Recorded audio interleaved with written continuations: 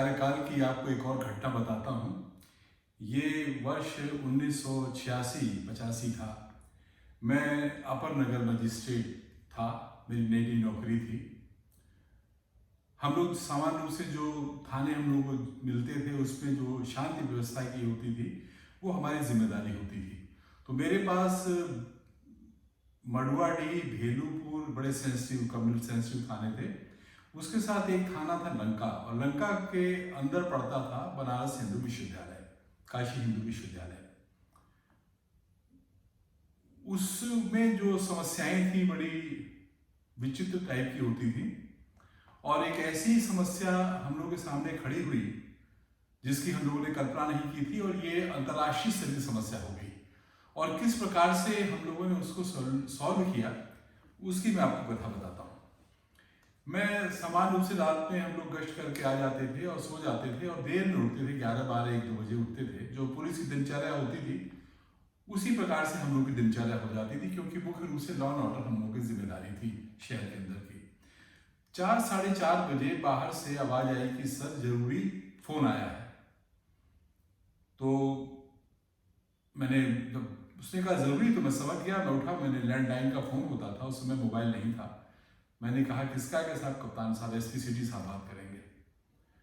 उस समय रंजन द्विवेदी बड़े ही आईपीएस नंबर के अच्छे ऑफिसर थे और रहे हैं, और यूपी में उनको डीजी होना चाहिए था, क्योंकि वो किसी पॉलिटिकल पार्टी से उनका एफिलिएशन नहीं था, साफ सुथरी छवि के थे। वो डीजी नहीं बन पाए, लेकिन मैं उनको जानता हूँ, बहुत अच्छे अधिकारी थे। रंजन द्विवेदी उस समय एसपी सिटी थे। वो लाइन पे थे। उन्होंने कहा कि क्या कर रहे हैं? हमने कहा सो रहे हैं। कहें थोड़ा आपको कष्ट है या उठ जाइए।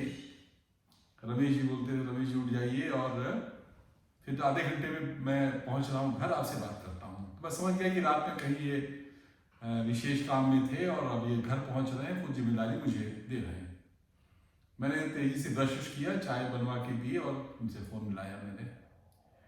उन्होंने बताया कि आप इमीडिएटली सीओ साहब को मैंने बोल दिया है, मैं रात भर वहीं जगा हुआ था, आप लंका थाने पे पहुंचिए, वहां पे एक जर्मन लड़की का रेप हो गया है और बड़ा इश्यू सुबह तक हो जाएगा। वो एक टूरिस्ट लड़की थी। तो सेंसिटिविटी हमने समझी, और हम लोग, मैं और उस समय हमारे साथ सीओ साहब थे विश्नोई जी, वो हम लोग लंका थाने पे पहुंचे। सुबह का समय था, 5:30, 6, 6:30 बजा हुआ था।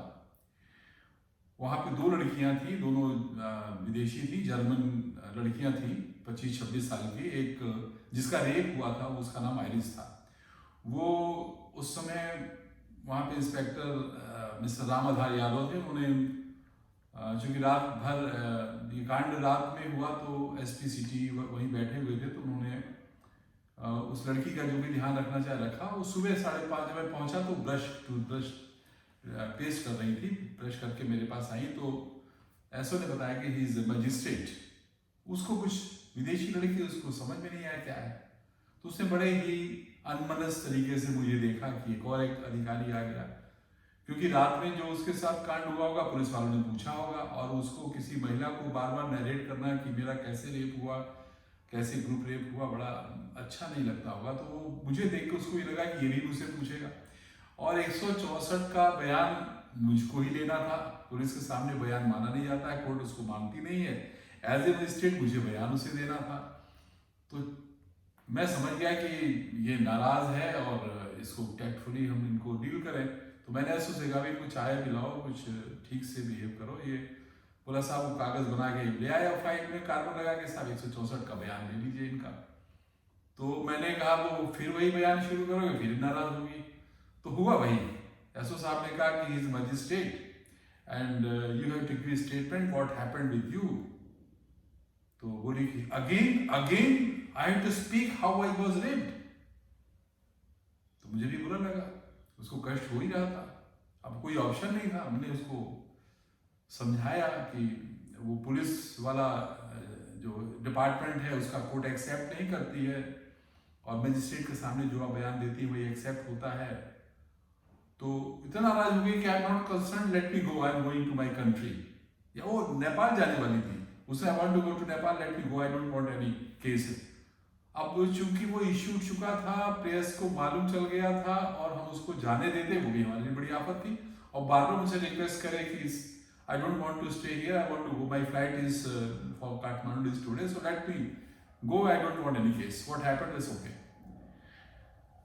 हो नहीं सकता था। मैंने अपने डीएम साहब से बात की, उन्होंने कहा नहीं भाई उसको जाने मत दो, और ये बड़ा केस है, अभी एम्बेसी में शिकायत होगी तो उस तहकीकात करके जाने दो, लेकिन पूरा करके केस को। तो मैंने समझाया उसको, तो कुछ थोड़ी देर सोचती रही, उसके बाद बोली can I get A cigarette. तो मैंने कहा बहुत जरूरी। मैंने ऐसे सोचा बढ़िया जो सिगरेट मिलती है लंका थाने की सबसे बढ़िया मंगाओ, तो उसमें रोजमन सिगरेट होती थी, कुछ विदेशी लोग वहाँ लेते थे, वो बाहर की सिगरेट, वो पैकेट आया, उसने देखा तो वो कुछ खुश हुई मुझे देख के, और उसने मेरे सामने एक सिगरेट जलाई और आराम से पिया। तो बोले कि okay then you will take my last statement. हमने कहा yes I am the last person and I will take your statement, क्योंकि मैं जानता था कि अभी कोर्ट में भी इससे पूछा जाएगा, लेकिन फिलहाल शांत करने के लिए स्टेटमेंट। तो उसने अपना जो आप बीती थी वो बताई, मैं आपको बताता हूँ उसके साथ क्या हुआ ये कि वो वहाँ पे बीएचयू में कल्चरल प्रोग्राम बहुत हुआ करते थे, और उसी कल्चरल प्रोग्राम को वहाँ पे वो बीएचयू कैंपस में अपनी सहेली के साथ देख रही थी। लंका में दशाश्वमेध नहीं 80 घाट पे हाउस बोट्स होती थी, और उस हाउस बोट में ये लोग विदेशी लोग आके रहते थे, सस्ती होती थी, और ये लोग जो विदेशी थे ये टूरिस्ट बहुत अच्छे फैमिली के, वेल टू डू नहीं होते थे, तो बहुत सस्ते में ये लोग इंडिया में रहना चाहते थे, तो हाउस बोट में रहती थी, और रात में भी हाउस बोट में जा सकती थी। इसलिए वो रात में कल्चरल प्रोग्राम देखने के लिए रुकी, और कल्चरल प्रोग्राम लगभग 12:30 बजे खत्म हुआ। उसके बाद वो अपनी सहेली के साथ पैदल ही, कल्चरल प्रोग्राम का हॉल पास ही था गेट के, लंका गेट के, तो वो पैदल ही गेट पर आई, और उसने टेम्पो वाले से कहा, टेम्पो ने पूछा टेम्पो से पूछा होगा, उसने कहा खाली है, वो टेम्पो में बैठ गई। और जब टेम्पो में वो दोनों बैठी तो एक लड़का और टेम्पो में बैठ गया, उसके हाथ में अटैची थी। तो उसको अच्छा नहीं लगा, उसने कहा कि ऑब्जेक्ट किया होगा, लेकिन लड़का बोला नहीं मुझे चढ़ना है, मैं स्टेशन जाना है मुझे भी। वो टेम्पो वाला जो था वो उसको वहाँ 80 घाट में ले जाकर घुमा के बीएचयू कैंपस में ले गया। तो लड़की समझी नहीं, विदेशी थी, सोची कि कुछ होगा। अंदर ले जाके कैंपस में आर्ट्स फैकल्टी, वहाँ पे सबसे सुनसान फैकल्टी थी, आर्ट एंड स्कल्पचर ऐसे कुछ था, उस फैकल्टी के कैंपस में वो टेम्पो ले जा गया, और उस कैंपस में टेम्पो ले जाके उसने खड़ी कर दी। और हुआ ये कि जो ये लड़का बैठा हुआ था ये था, और जब ये टेम्पो चलने लगी तो पीछे 1-2 लड़के और स्कूटर से लग लिए। तो बाद में पता चला हुआ क्या था कि ये लड़कियां दोनों जब बीएचयू गेट पे खड़ी थी विदेशी, तो कुछ मनचले लड़कों ने देखा कि लड़कियां खड़ी हैं, तो एक टेम्पो वाले को उन्होंने सेट किया कि चलो हम इन लड़कियों के साथ, उसको पैसा लालच नहीं होगी, और उस टेम्पो पर उन लड़की को बैठा लिया, और लड़के उसके पीछे पीछे टेम्पो वाले से कह दिया कि इसको ले चल के बीएचयू में यहाँ छोड़ दो, और उसके पीछे पीछे वो स्कूटर से लग गए। और एक लड़का रास्ते में जो देखा उसने कि कोई लड़की जा रही है, पीछे पहचान लिया होगा लड़के ये होंगे, या उसका आइडिया होगा, वो भी अपनी, उसके हाथ में एक ब्रीफकेस था, वो ब्रीफकेस लेके बैठ गया। अब ये ब्रीफकेस जो था, यही पूरी जो केस हिस्ट्री हम लोगों ने सुलझाई इसी ब्रीफकेस से सुलझी।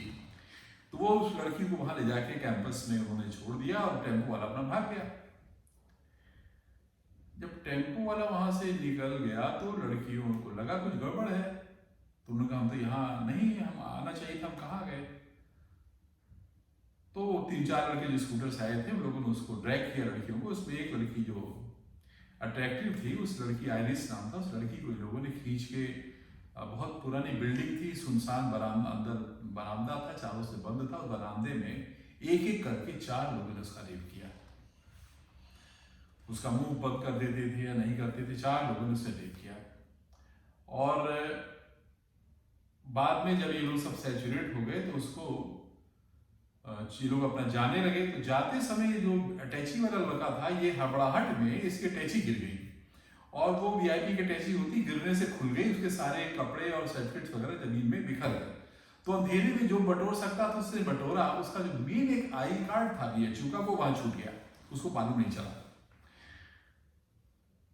तो जब ये सुबह हम लोग ये उसके तहकीकात उससे कर रहे थे, लड़की से करते हुए, तो दिमाग में मेरे ही आया या ऐसों के आया कि वहाँ पे मौके पे हम लोग चलते हैं।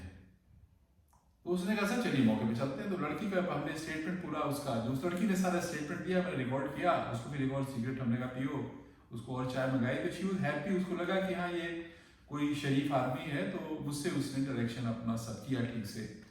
और मैंने कहा कि आप, मैं भी थोड़ी देर में आता हूँ, you wait and I will drop you at your house boat and you relax and then go to Kathmandu. वो हम जब उस एरिया में गए जहाँ पे ये सब हुआ, तो मैं जब अपनी जीप से था, एसओ अपनी जीप से थे, एसओ सीधे जहाँ पे रेप हुआ वहाँ उन्होंने ले जाके गाड़ी खड़ी कर दी। मैं नई नौकरी थी तो बहुत इंक्विजिटिव था कि यहाँ ही क्यों लाए, यहाँ पे कुछ और माहौल होगा या क्या काम होगा, जगह ऐसी होगी कि यहाँ पे इसी तरीके से अश्लील काम होते हैं। तो मैं बाहर रुक के घूमने लगा। अच्छा, मुझे अंदर जाना भी अच्छा नहीं लग रहा था कि वो रेप सीन मुझे दिखा रहा था, वहाँ स्पर्म पड़ा हुआ था, ये सब बताया उसने मुझे फिल्म लग रहा था। तो मैं अंदर जाना भी बहुत नहीं चाहता था, लेकिन मैं आसपास घूमने लगा तो वहाँ मुझे वो आई कार्ड मिल गया। उस आई कार्ड पे पूरा डिटेल मिल गया। तो मैं लौट के आया, उसके साथ आया, मैंने लड़की से पूछा कि someone had briefcase with him. तो उसने बताया हाँ, एक आदमी रास्ते में हमारे टेम्पो में बैठा था, उसके हाथ में ब्रीफकेस था। तो हमने कहा उसने किया, उसने कहा जिसने भी रेप किया। तो उसने कहा, हमने कहा पहचानते हो कि हाँ हम पहचानते हैं। मैंने एसओ को लगाया और एसपी सिटी को कहा, जिस सबको मैंने कहा इस लड़के को ढूंढा जाए।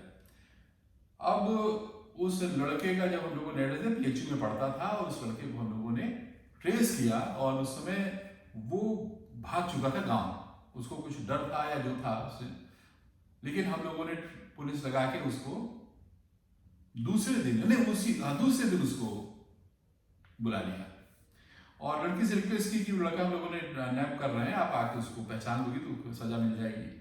लड़की मान गई, रुक गई आइरिस। दूसरे दिन वो लड़का थाने पे आ गया और मुझे याद है कि लड़के को हम लोगों ने बैठाया, आइरिस को हमने अंदर बैठा रखा था। हमने कहा जब हम कहें तब लाओ। उसके बाद हमने उससे पूछा तुम थे कि नहीं साहब नहीं। तो हमने कहा तुम्हारा सर्टिफिकेट वहाँ, कार्ड कैसे पहुंचा? तो बोला कि वो गिर गया होगा, मैं यूनिवर्सिटी में जाता हूँ, आर्ट्स फैकल्टी में भी जाता हूँ, मेरा गिर गया होगा, अपना बहानेबाजी की। तो उस लड़की को हम ले आए सामने। अब मुझे याद है कि क्या कॉन्फिडेंस होता है यूरोपियन लड़कियों में जो भारतीय लड़कियों में नहीं होता है। क्योंकि और घटना बताऊंगा कि जब मैं कहीं कलेक्टर था या एडीएम था तो रेप केसेस होते थे, उसमें लड़कियों से जब शिनाख्त कराई जाती थी रेपिस्ट की, तो लड़कियां आंख नहीं मिलाती हैं। इंडियन लड़कियां शर्मा जाती हैं, डर, संकोच, अपमान, उनको इतना अंदर से ग्लानि होती है कि लोग उस लड़के से जिसने रेप किया है उससे आंख नहीं मिलाती थी, पहचान नहीं पाती थी। इस लड़की ने उसको देखा ऐसे, मुझे याद ऐसे देखती रही और उसके मुंह उसके पास ले गई, काफी पास, उसको ऑब्जर्व करने के लिए। जब रेप कर रहा था उसके मुंह, उसका ऊपर मुंह उसके पास था, तो उसने रेप के समय उसका चेहरा उसको ध्यान था, तो उसने उस लड़के के मुंह के पास अपना मुंह ले गई, बड़ी ऐसे दिस इज द पर्सन। उसका चौड़ा दांत से उसने पकड़ा उसको, यही आदमी था, फिर उसको कंफर्म किया। पहले मुंह देखा, कहा यही था, फिर उसने रियलाइज किया कि मेरे मुंह तक किसका मुंह आ रहा था, मुझे किस कर रहा था ये। तो उसको उतने मुंह पास ले गई और पास जाके बोली ये सेम पर्सन। तो वो आदमी पकड़ा गया। अब उससे लोगों ने जब पूछना शुरू किया तो सब उसने बताया कि हमारे साथ कौन कौन थे, कैसा कैसा हुआ। ये मुझे मैं इस घटना का जिक्र खाली अच्छा ये इशू ये था कि विदेशी लड़की है, कल एम्बेसी से पूछा जाएगा हो जाएगा, हम जल्दी सॉर्ट आउट करें। तो हम लोगों ने पूरे गैंग को, जो पूरे लड़के इन्वॉल्व थे बीएचयू के, सारे 7-8 लड़के थे, इसमें 3-4 ने रेप किया था, चारों हम लोगों ने पकड़ के उसकी हिस्ट्री बनाई। और मुझे याद है फिर उस लड़की को हमने रिक्वेस्ट किया, उसको फिर जहाँ पे वो रुकी थी वहाँ जाके वहाँ के एसओ से समझा के, पुलिस से, उस मल्ला जो थे उनसे, भाई तुमसे किराया मत लो, खाने पीने का भी हम लोगों ने अरेंज करा दिया। उसको कहा कि यू स्टे हियर, आप एंजॉय करो, घूमो इस केस को, हम लोग चाहते हैं कि इसको पनिशमेंट मिले, इसलिए आप कोर्ट में एक बार बयान दे दो तो अच्छा रहेगा। तो जब 5-7 दिन 4 दिन लोगों ने कोशिश कर ली, यदि कोर्ट में तो सालों केस नहीं लगता है हियरिंग के लिए जुडिशियल कोर्ट में, लेकिन हम लोगों ने कोशिश करके उसका अर्ली केस लगवाया। 3 से 14 दिन उसका स्टेटमेंट रिकॉर्ड होना था जज के सामने, मुंसिफ थे या जज, मुझे ध्यान नहीं है, मैं तो नहीं गया था, लेकिन मुझे जो सब इंस्पेक्टर गया था उसने बताया साहब बहुत नाराज हुई वो। तो हमने क्या हुआ कि जब उन्होंने पूछा कोर्ट में कि आपका रेप किसने किया, कैसे किया, तो वो नाराज हो गए कि I am fed up with telling all the time how I was raped. उसको बुरा लगा बहुत, लेकिन बार बार कोर्ट ने रिक्वेस्ट करी तो उसने अपने स्टेटमेंट तो दिया। मैं वो बात आपसे कह रहा हूं, दो चीजें। एक तो ये कि वेस्टर्न लड़कियों के साथ अगर रेप होता है तो वो रेजिस्ट करती है। उस लड़की ने, दोनों ने बहुत रेजिस्ट किया। उसमें जिस लड़की का रेप हो रहा था, 5-6 लड़के थे, सबों ने पकड़ रखा था और एक आदमी रेप करता था। 4 लड़कों ने ऐसे ऐसे किया था और एक लड़की का लोग कर ही नहीं पाए, वो छूट छूट के भाग जा रही थी बार बार बाहर। और जिसका रेप हुआ है, जिसका, वो भी रेजिस्ट कर रही थी, पैर चलाती थी, लड़ती थी वो लोग। और उसने किस तरीके से रिकॉग्नाइज किया वो भी मुझे बहुत आश्चर्यजनक लगा कि मुंह पास ले जाके उसने ऐसा किया। और मैं ऐसा इंडियन एक रेप केस के बारे में बताता हूं कि क्या होता है। ये घटना मेरे ख्याल से हरदोई की घटना थी और ऐसी किसी लड़की का रेप किसी ने किया। मेरे पास, मैं डीएम था, मेरे पास शिकायत आई। ये शिकायत आई कि हमारी लड़की को 107 कुछ करके पकड़ गया कि हमारी लड़की को लोग छेड़ते हैं लड़के, और इसलिए उसका हम आए शिकायत करने। तो हमने डाटा वाटा कि वो किया, जो भी किया। जो लड़की थी वो पढ़ी लिखी थी, उसने ऑब्जर्व किया मुझे, या जो भी सोचा। वो जब कोर्ट खत्म हो गई तो अपने बाप के साथ मेरे पास आई और उसने कहा पिताजी को, सर मैं आपसे अलग से बात करना चाहती हूँ, और पिताजी को कमरे से हटा दीजिए, इशारे से मुझसे कहा। मैंने कहा पिताजी आप चले जाओ। उसने मुझसे बताया कि साहब ये लड़का, इस 3 जो लड़के पकड़ के आए हैं, इसमें एक लड़का ने मेरे साथ रेप किया है।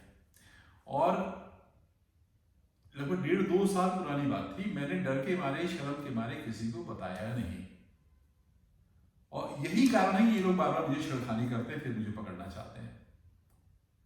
तो मैं इस आज की जो वीडियो में खाली ये अनुरोध करना चाहता हूं कि अगर किसी बहन के साथ, महिला के साथ इस प्रकार का हो तो उसको चुप नहीं रहना चाहिए, सहना नहीं चाहिए, और कड़ाई से इस बात को सामने रखना चाहिए ताकि ऐसे लोगों को पनिश किया जा सके। मैं जब कलेक्टर था, उसमें तो कोई रेप केस अगर आता तो मैं एनएसए में उसको पकड़ता था, बंद करता, क्योंकि रेप केस में लोग बेल करा के छोड़ देते हैं, 4 बहाने हो जाते हैं इनके। हम एनएसए लगाते थे और एनएसए में मुझको एसपी को अपीयर होना पड़ता था। हम लोग कोर्ट में आते थे, हाई कोर्ट लखनऊ में, और जजेस 3 जजेस की बेंच होती थी। उसमें वो लोग कहते थे कि आप रेप केस में नेशनल सिक्योरिटी कैसे जोड़ रहे हैं। उनका प्रश्न जेन्युइन था, हमको समझाना पड़ता था, वो भी समझते थे। हम लिख के अपनी फाइल बनाते थे कि साहब नेशनल सिक्योरिटी के लिए इसलिए इंपॉर्टेंट है कि ये ऐसा, इसका मन बढ़ जाएगा तो और रेप करेगा, और रेप करेगा तो हिंदू मुसलमान कुछ देखेगा नहीं, कभी मुस्लिम का कर लेगा बस, तो हिंदू मुस्लिम राइट होने का चांस होगा, शेड्यूल कास्ट का कर लेगा तो सवर्ण उसका चांस होगा, आपस में कम्युनल हार्मोनी खत्म होगी, और उसका फायदा जो है दूसरे जिले के, दूसरे प्रदेश के राजनेता उठाएंगे, और वो देश के लिए अच्छा नहीं होगा। इंटरनल सिक्योरिटी के लिए आपसी कलह होगी, आपसी झगड़ा होगा, इंटरनल झगड़े होंगे, इसलिए सब एनएसए का केस लगाया जाए। तो जजेस हमारे जो दलील से थे वो अंदर से तो कन्विंस नहीं होते थे, लेकिन ऑफिशियली हम लोग इतना फाइल मजबूत करके ले जाते थे कि जितने भी एनएसए हम लोगों ने रेप केस में सबमिट किए थे, मुझे याद है मेरे समय जो हमने सबमिट किए थे, मैं जब साइन करता था तो डिटेल देखता था फाइल पुलिस की क्या क्या उसमें है, कम होती तो पूरी करवाता था।